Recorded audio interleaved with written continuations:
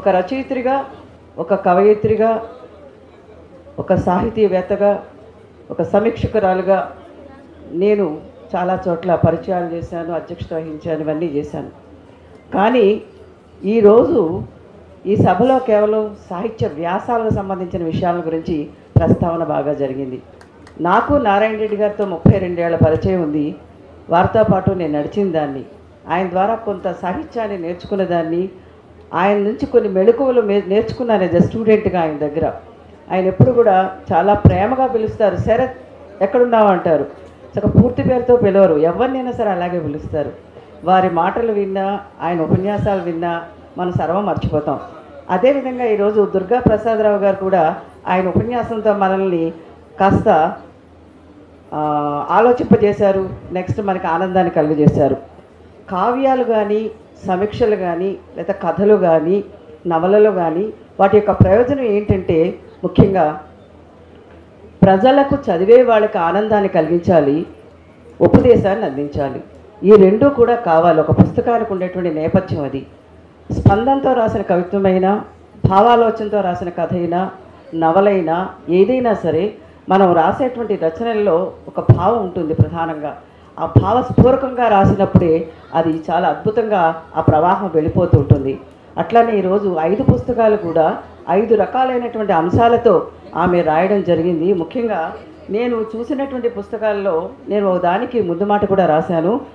స్నిగ్ధారామం అనే దానికి చాలా అద్భుతంగా ఆమె చెప్పినటువంటి విషయాలు, అంటే ఎంపిక చేసుకోవడం. నేను ఒకటే చెప్తాను, ఎవరైనా సరే కవి కావాలన్నా, లేకపోతే సాహిత్య విమర్శకుడు కావాలన్నా, కథకుడు కావాలన్నా, ఏదైనా సరే నవల రచనా వ్యాసంగాన్ని ప్రారంభించాలన్నా ముందుగా మనం గమనించాల్సింది మనం తీసుకునేటువంటి అంశం, ఎంపిక.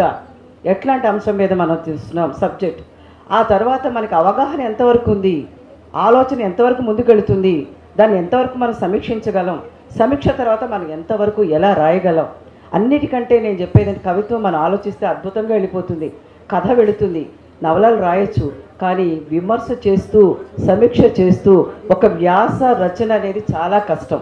యాజ్ ఎ ప్రొఫెసర్గా నేను కూడా చెప్తున్నా, ఒక పుస్తకం మీద వ్యాసం రాయాలంటే చాలా చదవాలి, చాలా లోతుగా చదివితేనే కానీ ఆ విషయాలను మనం విశ్లేషించలేము. ఎక్కడ ఈ చిన్న పాయింట్ పోయినా మనం రాయడం తప్పైపోతుంది. అట్లా ఈమె అన్ని విషయాలు, ఈ సిద్ధారామంలో ఆమె తీసుకునేటువంటి అంశాలు, వివిధ రకాలైనటువంటి అంశాలను తీసుకున్నారు. ఈ మధ్య మనకి 2 ఏళ్ల క్రితానికి వెళ్ళిపోతే కోవిడ్ కాలం వచ్చింది. కోవిడ్లో ఎంతోమంది చనిపోయారు. చనిపోయినటువంటి విషయాల గురించి వరలక్ష్మమ్మ గారు అనేటువంటి ఆమె శతకం రాశారు. ఆ శతకం పేరు కోవిడమ్మ శతకం. ఆ కోవిడమ్మ శతకాన్ని గురించి ఈమె మన భారతి ఆ పుస్తకంలో ఉన్నటువంటి విశేషాలను అద్భుతంగా వర్ణించింది. కరోనా ఆడదా మగదా మనకు తెలియదు, స్త్రీయా పురుష మనకు భేదం తెలియదు. కరోనా ఒక వైరస్.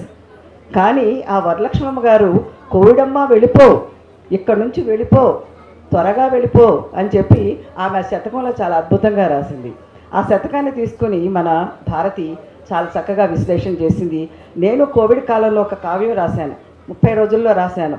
యుద్ధానికి అడుగులు వేద్దాం అంటే భయపడకూడదు, దేనికి భయపడకూడదు. చాలామంది భయపడిపోయి ఇళ్లలో దాక్కోవడం.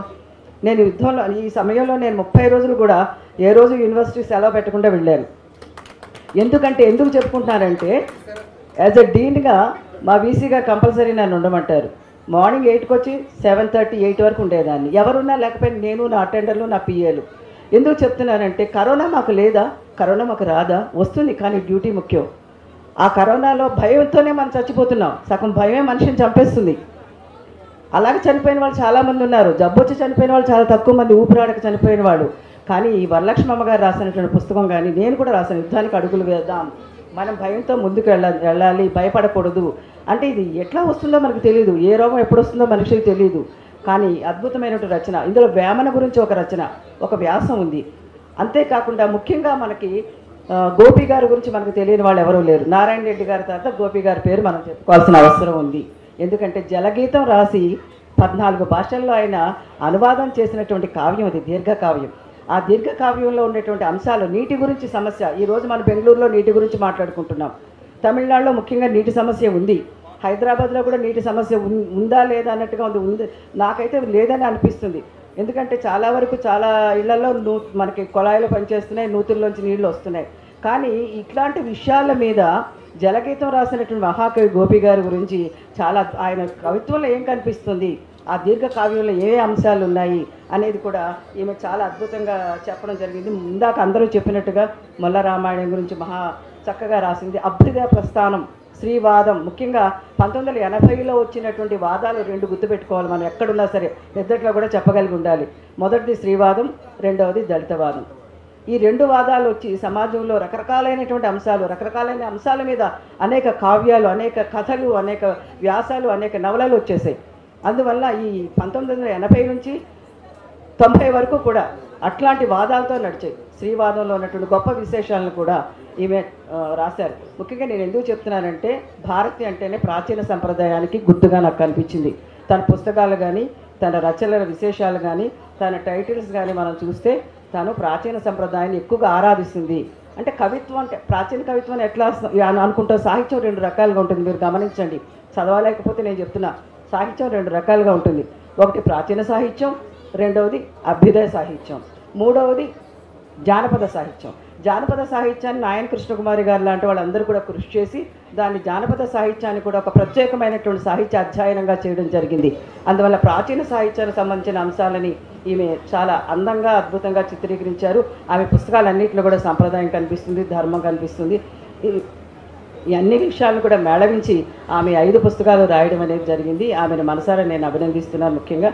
ఎందుకంటే ఈరోజు ఇన్ని పుస్తకాల మీద తాను పెట్టడం అనేది ఒక విశేషంగా నేను భావిస్తున్నాను. మేము రాస్తూనే ఉంటాం. సంవత్సరానికి నారాయణ రెడ్డి గారు మాకు సంవత్సరానికి ఒక పుస్తకాన్ని ఆవిష్కరిస్తారు. అన్నీ జరుగుతాయి. కానీ 5 పుస్తకాలు ఎందుకు పెట్టుకుందో నాకైతే అర్థం కాలేదు భారతి. 5 పుస్తకాలను కలిపి, అంటే 5 ప్రాచీన సంప్రదాయంలో ఉన్నటువంటి వివిధాంశాలను తీసుకొని వివిధ పేర్లతో, వివిధ సమీక్షా వ్యాసాలతో తాను రాయడం జరిగింది.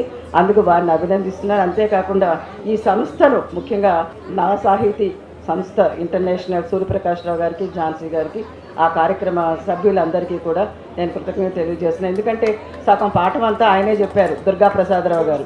మొత్తం 45 మినిట్స్ చక్కగా మాట్లాడారు. నిజంగా నాకు క్లాస్ విన్నట్టుగా ఉంది. అందువల్ల ఆయన ఉపన్యాసం కూడా ఇవాళ చాలా బాగుంది. ఆయన మళ్ళీ పిలవండి, మళ్ళీ వేరే అంశం మీద కూడా మాట్లాడిద్దాం.